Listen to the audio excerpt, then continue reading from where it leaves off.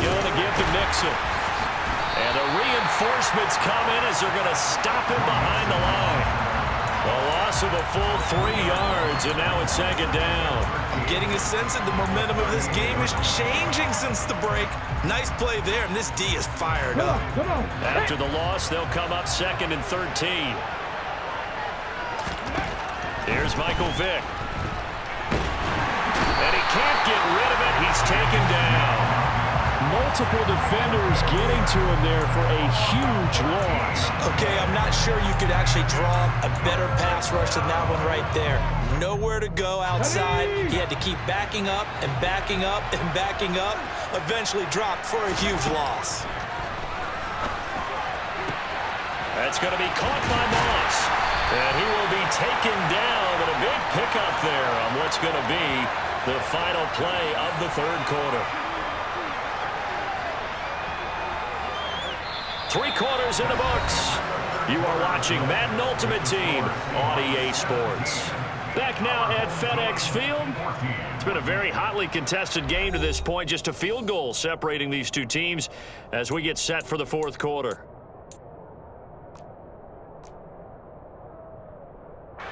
So the line of scrimmage moves all the way across the 50 now as they come up 1st and 10. Inside handoff to Mixon. And he's got this down to the 35. Add the gain here to the previous play, and it's better than 40 yards total. Ball up to the 35 now as they come up on 1st and 10. Again, it's Mixon. And he'll work his way inside the 30 now to the 28. 55 rushing yards on the ground for him so far. Well, at this stage, that's exactly what you want offensively. Good run on 1st down, stay in bounds, keep that clock rolling. And look at that play chart that the play caller has in his hands right now. That's what you got to focus in on because that's divided up by sections. And right now, he's looking at that 4-minute offense section. What running plays do we have to bleed down the clock and take care of the football? Right now, they're executing really well. This a big play for both sides. What will we see here? 3rd and 4. Throwing, Vick. He finds his man, complete. It's Gonzalez. But he won't get to the marker. He's a yard short. A pickup of 3 and leaves him with 4th and 1. And let's face it, you can put any Halloween costume on him. You're not going to be able to disguise him because for a tight end of his size, difficult to sneak him anywhere, but that's what they tried to do. Lined up on his right, tried to work his way back to his left, but just a minimal gain as the defense was able to react quickly. Well, they deemed it 4-down territory, and they got 4 yards to pick up the first. 3 points separating these two sides with 2 minutes left to go in the fourth. Not totally home free yet, but it's looking good as they come up 1st and 10. Mixing up the middle. And he is in for the Seattle touchdown. Joe Mixon, 22 yards. And the Seahawks will add to their fourth quarter lead. Extra point by McPherson, up and good. And his guys will take a 10-point lead. After the touchdown, McPherson on to kick this one away. Taken at the goal line. And he'll take it up past the 25 to the 26-yard line. The offense now at the line, ready for their next drive.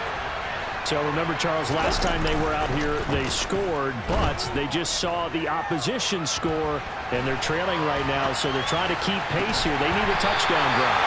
Well, if you're a fan of offense, you're loving this, but if you're a fan of defense, this is tough to watch, and it's also tough to keep that up when you just watch your opponent march down the field on a scoring drive to last into double-digit snaps.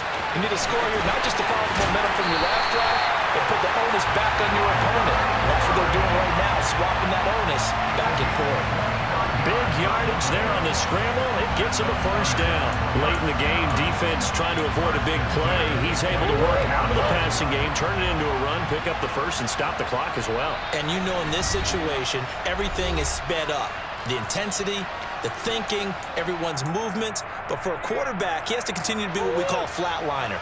Level in everything he does and read the clock, feel it in the pocket, and go at the appropriate time.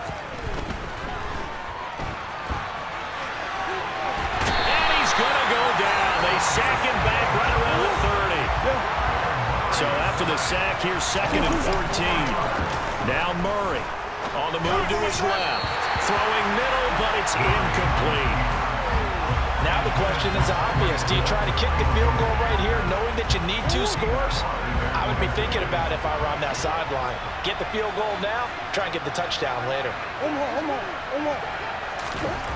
Back to throw, Murray. He's going to let this one go deep. And unable to connect, incomplete. I'll give them credit, they took their shot, but it's going to bring up 4th down. That means it's just one last chance left, and this has to be a 1st down or a touchdown, or this game's over. So now one of the biggest kicks of the night is forthcoming. This to get it back to a 1-score game. Gonzalez's kick is good, and this is back down to a 7-point game. Well, he was a spectator for much of this game. This is his first field goal opportunity of the entire contest, but he's able to connect. Yeah, he had a pretty good seat to this one, didn't he? But let's face it, all kickers that you and I know, they want to contribute. They want their opportunity, and he seized his. And this is going to be taken in by the Seahawks. And it would appear they're on their way to victory now. The 4th quarter, they felt like they needed the football back. Unfortunately, they couldn't get it. And I know we brought analytics into the game, and someone has said here that the data says that when a team's expecting an onside kick, 80% of the time, the team expecting it, they do actually recover the ball, which is what we saw here. I just wonder if that number is much more of a anecdotal type of a number. Kind of like when the coaches tell us, well, when you score on special teams, 93% of the time you win the game. I'm still waiting to see that number is empirical. 4 yards on the pickup there as it'll leave them with a 3rd and about 4 more for a 1st. Charles, why didn't they just take the knee there? You're asking the question that I'm asking as well, because we've seen a lot of football where coaches decide maybe they get a little greedy. I don't know if they're doing it for stats or for what reason.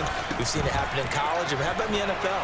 The miracle of the Meadowlands. All they had to do was take a knee and the game was over. The Giants ran it one more time. Ball popped free.